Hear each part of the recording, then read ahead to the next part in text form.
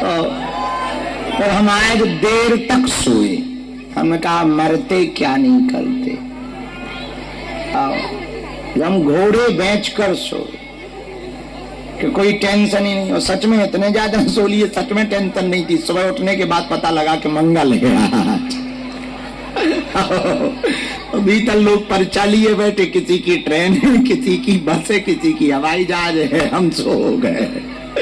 अच्छा, जगाने वाले भी चेले हमारे डरते हैं, तो कौन जगाए? तो किसी ने जगाया नहीं, हमें लगा रात ही चल रही है। अच्छा, सो के उठे, वहां अंधेरा बहुत है, कमरे में जहाँ पूजा पाठ करते रहते वहीं सो गए, तो वहां अंधेरा बहुत है। तो जब हम उठे हमें लगा क्या 9-10 ही बजे होंगे, बाद में पता लगा एक ठुक गया है।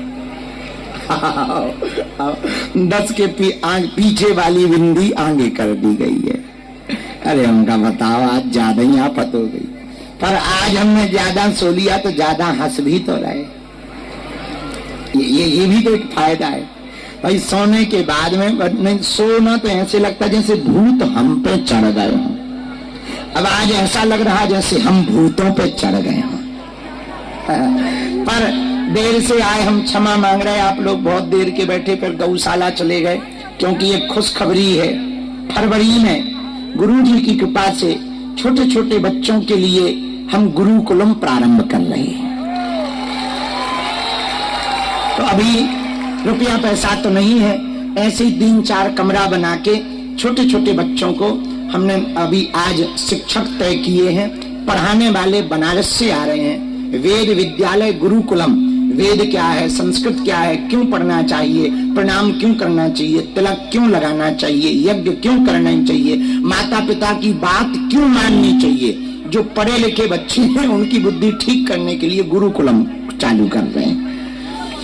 तो उसी के लिए चलेगा। ये बहुत बड़ा काम है, इससे बड़ा काम हो सकता है। देखो, हम किसी को भोजन देंगे तो वो 1 दिन तक रहेगा शरीर में, हाँ या ना? आज खाओगे कल निकल जाएगा। हम किसी को पानी पिलाएंगे वो 1 घंटा रहेगा। लेकिन हम किसी को यदि विद्या पढ़ाएंगे वो जीवन भर साथ रहेगी। भोजन 1 दिन टिकता है, तो दिया हुआ भोजन 1 दिन टिकेगा, दिया हुआ कपड़ा 1 महीना 1 साल टिकेगा, पिलाया हुआ पानी 1 घंटा टिकेगा, पर दी हुई शिक्षा जीवन भर टिकती है। बात तो सही है। इसलिए आज ये खुशखबरी है कि फरवरी में कन्या विवाह के मध्य में ही गुरुकुलम प्रारंभ होने जा रहा है। जोरदार ताली बजाओ। अब अपना धाम अद्भुत होता जा रहा। गुरुकुलम भी खुल रहा, अस्पताल भी खुल रहा, धर्म के साथ साथ विज्ञान भी चल रहा। कितनी अद्भुत बात है। यहाँ वेद होगा, अध्ययन होगा, पुराण पढ़ाए जाएंगे, रामायण पढ़ाई जाएगी, हवन होगा, छोटे छोटे बटुक ब्राह्मण कीर्तन करेंगे, भजन करेंगे, लोगों का भला होगा। तो वहां से आए हैं, हमको दरबार लगाना है और यहाँ भी लगाना, अंदर भी। पर पहले हमारा उद्देश्य है कि हम पर्चा चढ़ा लें, सामूहिक अर्जी लगा के हम पर्चा चढ़ा लेते हैं। बाद में आके यहाँ पर 2-3 घंटे बाद सीधा 2 घंटे का दिव्य दरबार लगाया जाएगा।